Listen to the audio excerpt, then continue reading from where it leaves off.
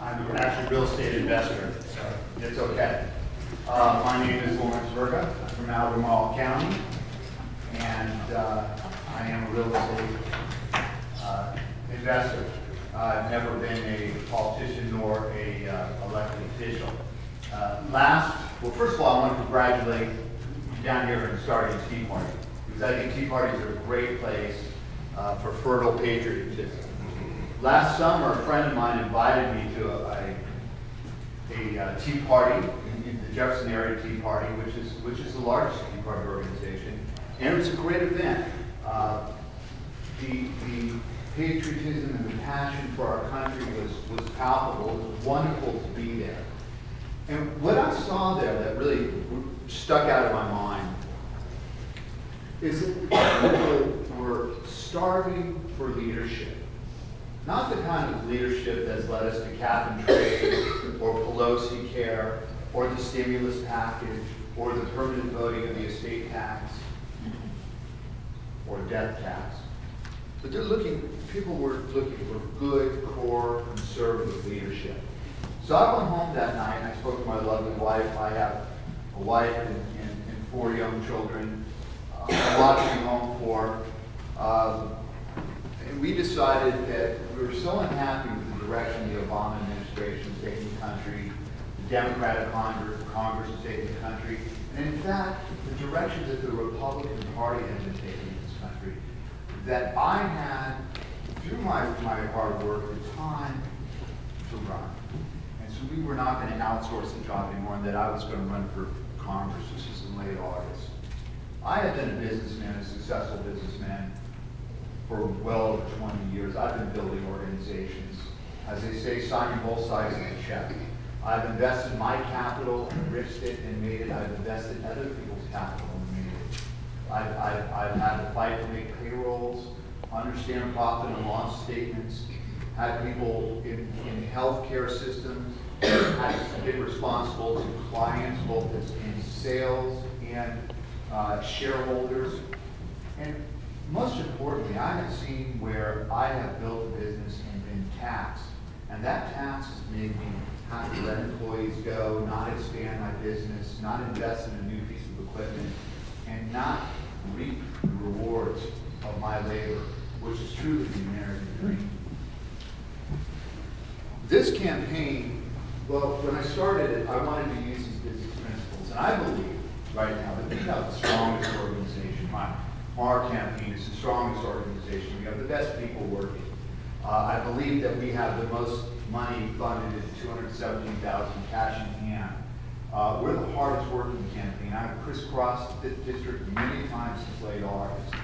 We've written op-ed articles and press releases about things that are really important to the people of the 5th district. In fact, some of the things that we talked about here is first to write about the 9/11 terrorists being tried in New York. We wrote about that. We wrote about the president's Afghanistan policy. We wrote about Pelosi care, Medicare cuts. And it is all that work that led Laura Ingram, who you're all familiar with, to declare me the conservative frontrunner in this race. And to get Joe the plumber, who is a folk hero, to come down to the 5th district and endorse my campaign. That was last weekend. Super. Thank you. It was super. I mean, he's a super guy. And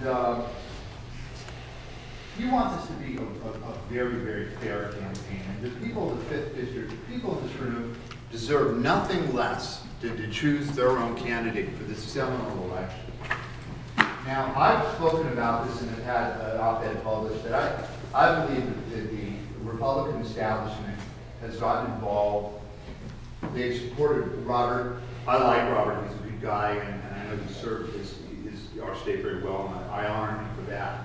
But what that did is it gave an unfair advantage to the other candidates, and we want a fair race where the people decide. And we need someone who can beat Tom Perriello. Now, earlier, Robert talked about the tax increases in 2004. Well, those tax increases were very profound to me because they affect me and everyone in this room every day. I don't believe any tax increase is a good tax increase, particularly when there's a surplus, as the state had, and there were 35 senators, Republican senators, that knew better to call Mark Warner's bluff. I think that was a very seminal vote in a career, and I believe that you don't want to see someone going to Washington that's going to raise your taxes in that way. And then with Tim Kaine, Senator Hurt voted on a Mr. Rowe, I'm going to ask you as I asked Ms. Moore, please keep it to. No, this is about policy. And not about. No, this is about, no, these are about, we're not attacking these votes.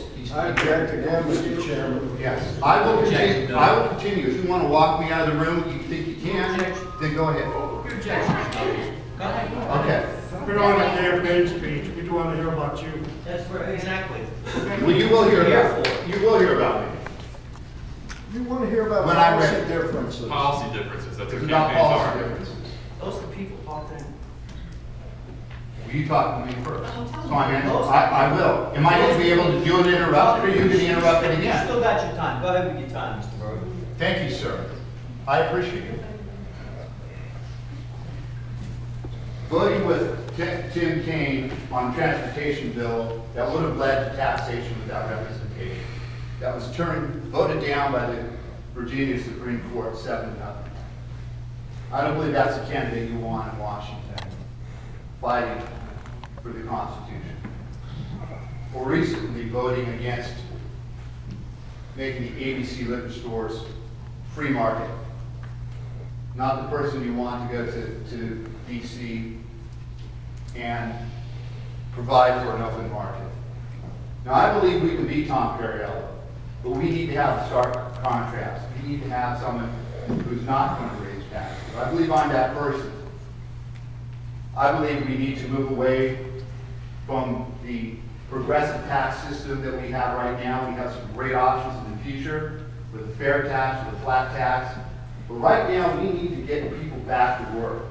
This election is about the jobs and the economy and immediate things we can do to get the people of 5th District in Virginia back to work. Martinsville has an unemployment of 20%. Do you know why Martinsville unemployment is 20%?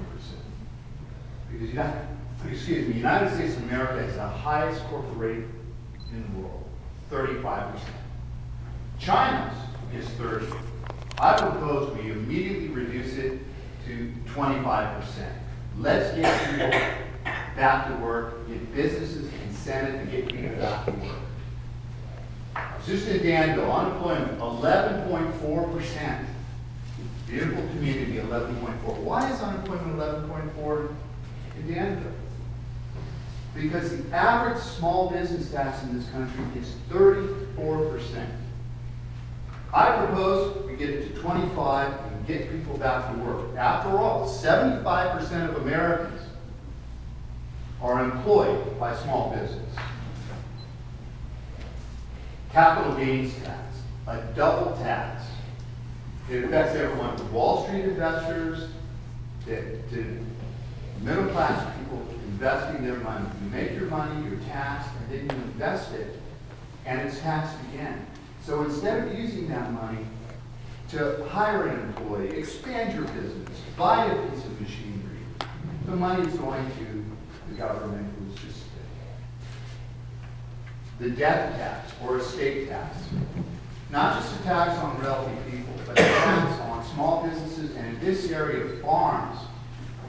When that bill comes, when the elder family person dies, and you owe the government, say, 45%, it's not about having cash. You have to liquidate your assets. You have to let go of employees. You have to let go of machinery. Generational dreams of building a business and handing it on to your children is gone. My grandparents immigrated to this country to give me an opportunity. I want to make sure my 4 children have the same opportunity. With that type of tax system, we do not. So we need to make immediate measures to reduce that. Now, I need support on this campaign because we can win. I need people to volunteer to make phone calls, go door to door, hold meet and greets, send us a donation. It's a terrible time to donate right now. People don't have money, and if they do, they're scared. Where is it going to come from? Well, we are in the primary, and we have to raise money. So no donations